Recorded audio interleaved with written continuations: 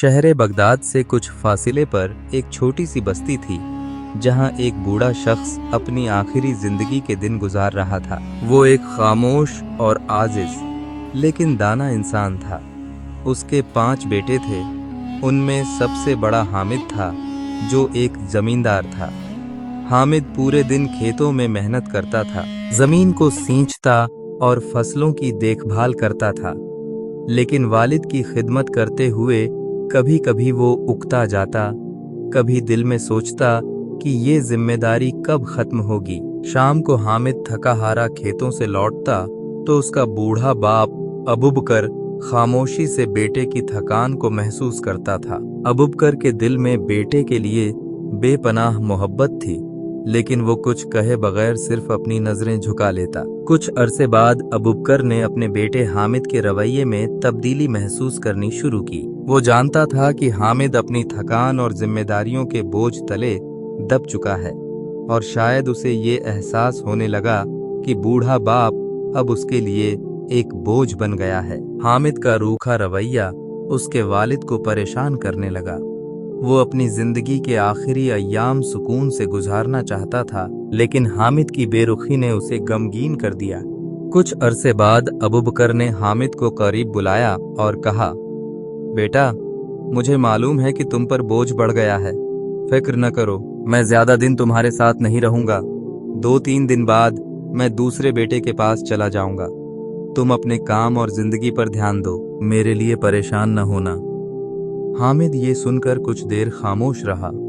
दिल में नदामत की हल्की सी लहर उठी, मगर उसके लबों पर कोई सख्त या रोकने वाले अल्फाज नहीं आए। कुछ दिन गुजारने के बाद बूढ़ा अबूबकर हामिद के घर से निकलकर दूसरे बेटे कासिम के पास चला गया, जो एक कामयाब ताजिर था और मालो दौलत की कमी नहीं थी। बूढ़ा बाप कासिम के घर रहने लगा, लेकिन कासिम का रवैया भी काबिल ए अफसोस था। कासिम के लिए कारोबार की मसरूफियत ज्यादा अहम थी, जबकि उसकी बीवी ससुर को हमेशा नजरअंदाज करती और उनसे बात करने की जहमत भी न उठाती। अबूबकर दिन भर खामोशी से एक कोने में बैठा रहता, दिल में अपने बेटों की बदलती हुई मोहब्बत का गम लिए, मगर अपनी तकलीफ को कभी जबान पर न लाता। बूढ़े अबूबकर का वक्त गमों के साथ गुजर रहा था। एक दिन कासिम ने अपनी बीवी की बातों में आकर वालिद से कहा, बाबा, आपको मेरे साथ कारोबार में मदद करनी चाहिए, ताकि आपकी मौजूदगी का मुझे भी कुछ फायदा हो। ये सुनकर बूढ़ा अबूबकर खामोश रहा। उसकी झुकी हुई कमर, कमजोर हाथ और थका हुआ जिस्म इस बात की गवाही दे रहे थे कि वो अब किसी भी मेहनत के काबिल नहीं रहा। लेकिन उसने अपने बेटे की बात का बुरा नहीं माना, क्योंकि वो जानता था कि कासिम उसे सिर्फ जिम्मेदारी के पैमाने से देख रहा है, मोहब्बत के नहीं। सारी रात बूढ़े बाप की कराहट और दर्द भरी फरियाद से तंग होकर कासिम की बीवी ने कहा, यह बूढ़ा इंसान हमें मजीद परेशान कर रहा है। इनके और भी बच्चे तो हैं, वहां जाकर भी तो जिंदगी गुजार सकते हैं। कासिम भी एक कमजोर इंसान था।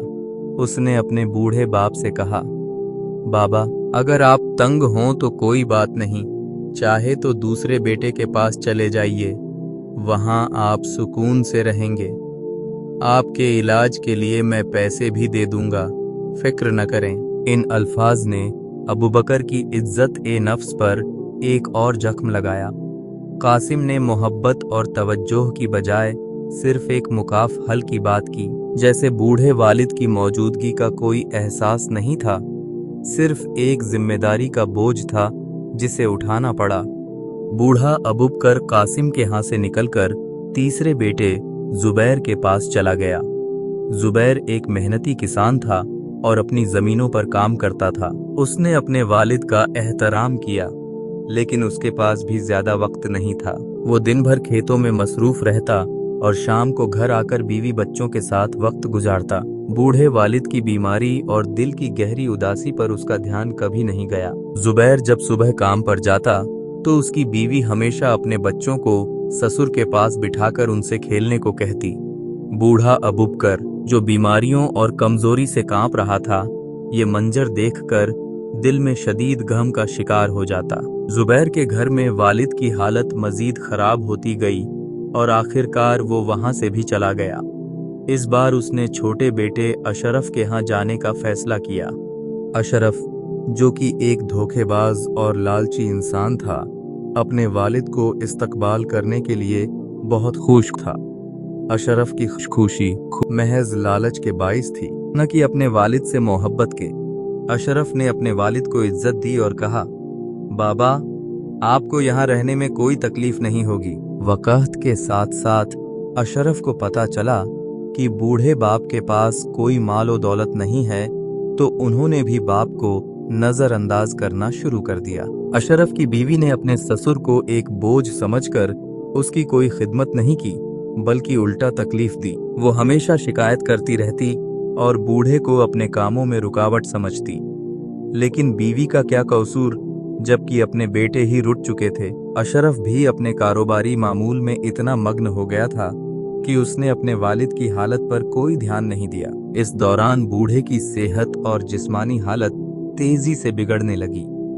आखिरकार एक दिन अशरफ ने भी जवाब दे दिया और कहा, बाबा, तुम यहाँ नहीं रह सकते। मेरे पास इतना वक्त नहीं है कि तुम्हें हर वक्त देखूं। तुम्हें कहीं और जाना होगा। उसके बेदर्द अल्फाज पर बूढ़ा अबूबकर दिल बर्दाश्त होकर आखिरी बेटे अली के यहाँ जाने का फैसला किया। अली अबूबकर का सबसे छोटा और कम उम्र बेटा था, जो एक गरीब और मेहनती शख्स था। दिहाड़ी लगाकर जो पैसे कमाता, उन पैसों से वो अपने बाप के लिए दवाइयाँ खरीदता और अपने घर का खर्च चलाने की कोशिश करता। उसकी बीवी भी काफी ईमानदार थी, अपने ससुर का दिल से ख्याल रखती थी। वो उनकी बीमारी और बुढ़ापे को समझती थी और हमेशा माँ बाप की तरह उनकी खिदमत में लगी रहती थी। बूढ़े अबूबकर ने जब अली और उसकी बीवी की मोहब्बत और एहतराम देखा तो दिल ही दिल में खुश हुआ और बहुत दुआएं देने लगा। वक्त गुजरता गया और अबूबकर अपने छोटे बेटे के घर में खुशी खुशी जिंदगी गुजारने लगा। उसकी जिंदगी में सुकून और मोहब्बत वापस आई और वो इस बात पर शुक्रगुजार था कि आखिरकार उसे वो इज्जत मिली जिसका वो हमेशा से हकदार था। आखिरकार अबूबकर की जिंदगी के आखिरी अय्याम शुरू हो गए और वो शदीद बीमार पड़ गया। अली अपने बाप की हालत देखकर बेहद गमगीन होता और अक्सर रो पड़ता, क्योंकि वो अपने वालिद को एक बोझ नहीं बल्कि हकीकी मायनों में बाप के रुतबे से देखता था। उसके दिल में वालिद की इज्जत और मोहब्बत का समंदर था और वो हर मुमकिन कोशिश करता कि अपने वालिद की खिदमत में कोई कमी न रह जाए। अली के आंसू और उसकी फिक्र वालिद की जिंदगी के इन आखिरी दिनों में उसके लिए एक तसल्ली और सुकून का बाइस बने। अबूबकर ने अली की मोहब्बत देखकर उसे अपने करीब बुलाया और बारीक आवाज में कहा, बेटा, मेरे आखिरी दिन करीब हैं। मेरी सांसें अब गिनती की रह गई हैं, लेकिन अल्लाह तुम्हें हमेशा खुश और आबाद रखे, जिस तरह तुमने मेरी खिदमत की और मेरा दिल जीता।